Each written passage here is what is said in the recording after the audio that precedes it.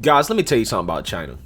I don't believe nothing at all that comes out of China. Okay? But this story about a Chinese billionaire, Jack Ma, who was the founder of Alibaba, who's one of the richest men in the world. Apparently, this man has went missing. Okay? Billionaires don't just go missing. It's just like if Jeff Bezos went missing. Jeff Bezos ain't just going missing. So when I saw this story, I was like, I gotta get into it because this is not normal. And lo and behold, man, the Chinese government strikes again. But before we get into that, my name is Greg Foreman, and you're watching A Black Conservative Perspective. Make sure you like, comment, and subscribe. Most importantly, share. A Black Conservative Perspective, aka a leftist worst nightmare. You can also follow me on Twitter at GForemanBCP.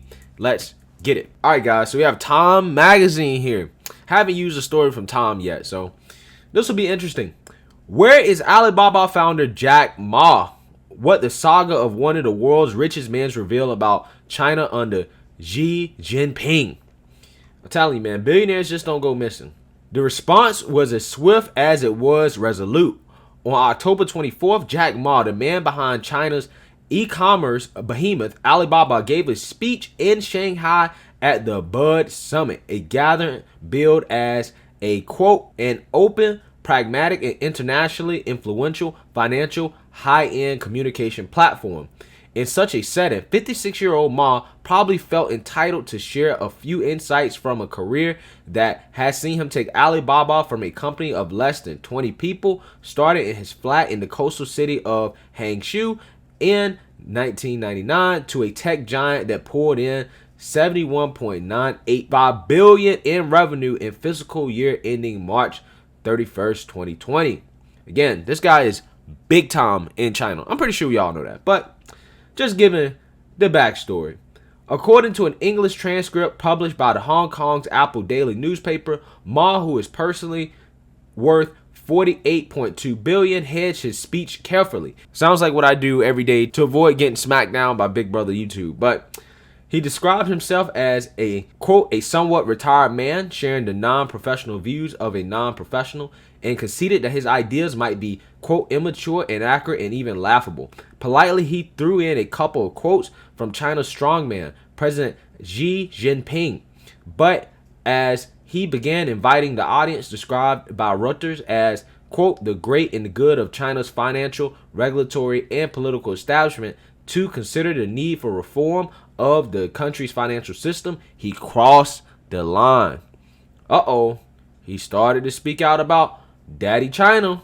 He obliquely chided Chinese regulators for stifling innovation and said that Chinese banks suffered from a, quote, pawn shop mentality, given that banks, like the informal lenders of yore, still rely on a system of, quote, pledges and collateral.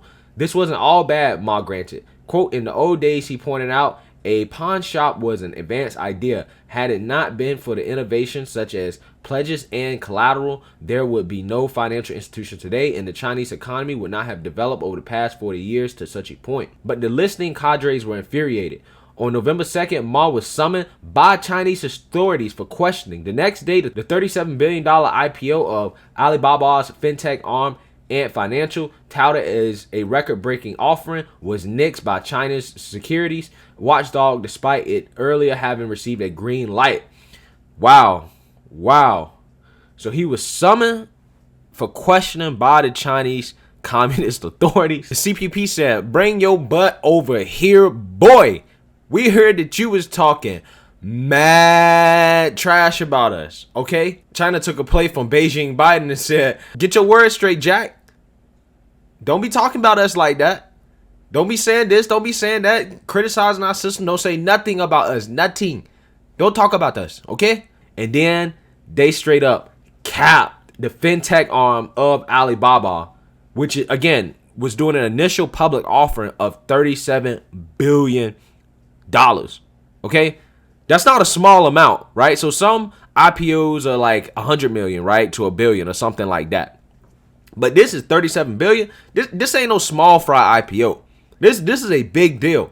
And the fact that China's capped that means this man definitely said something that was way out of line. By late December, regulators had instructed an ant group to restructure its operations to adhere to a new anti-monopoly rules, shaving billions off its valuation. Again, big deal. Then late last week, Ma was placed by another Alibaba executive for the televised final episode of a business talent contest he had been helming with his picture shrugged from a gallery of judges. Now, this business contest was like a entrepreneurship, like Shark Tank type contest, featuring like African entrepreneurs or something like that, just so you guys have more context. Ma has not been seen in public for at least 2 months. An Alibaba spokeswoman declined to comment on his whereabouts when contacted by Time. All right, guys, so there you have it. Jack Ma, who is one of the richest men in the world, have just gone missing, right? Nobody knows his whereabouts. Nobody has seen him since he was summoned for questioning by the Chinese authorities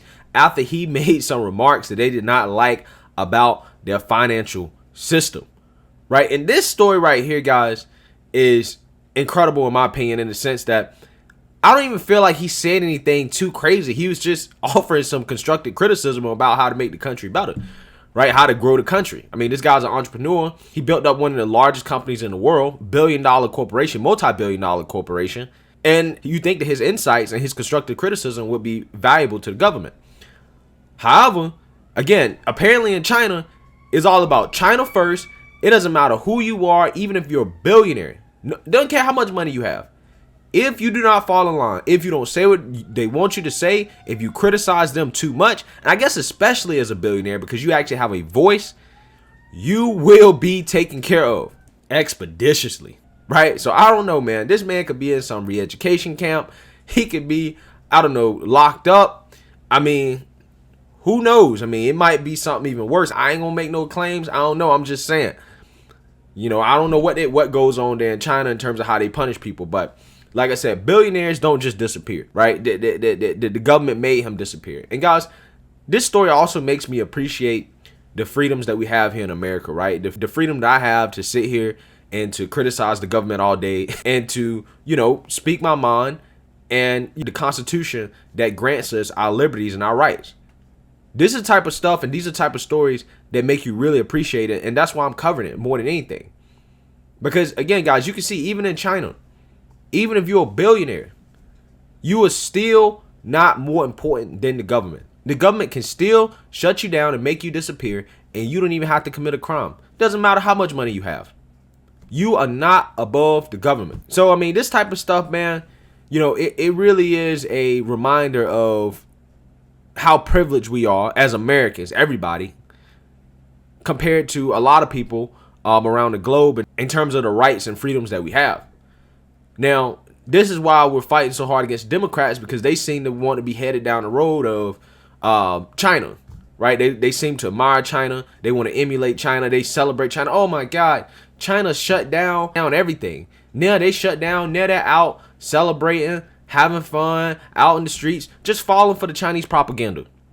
Falling for the Chinese propaganda. But the Chinese authorities forced their people into houses, right? Kept them locked up, didn't feed the people. And they forced these people to stay inside. So even if you believe the Chinese propaganda that, you know, people are out living their lives, you know, clubbing, celebrating New Year's, not socially distancing, even if you believe that, the cost that it took them to get there, I think is too much to pay. I really do. Who would ever welcome that type of authoritarianism and government overreach into their lives? That would never happen here in America. And that's not something that I want, right? But again, what these leftists don't realize is that, you know, these countries that they want to be like China, they don't enjoy the liberties and the freedoms that we have here in America. So anyways, guys, Jack Ma, who's a billionaire, one of the richest men in the world, seemingly has disappeared off the face of the earth. So let me know what you guys think in terms of what happened to him. Let me know in the comment section. Make sure you like, comment, and subscribe. Most importantly, share a Black conservative perspective. Peace.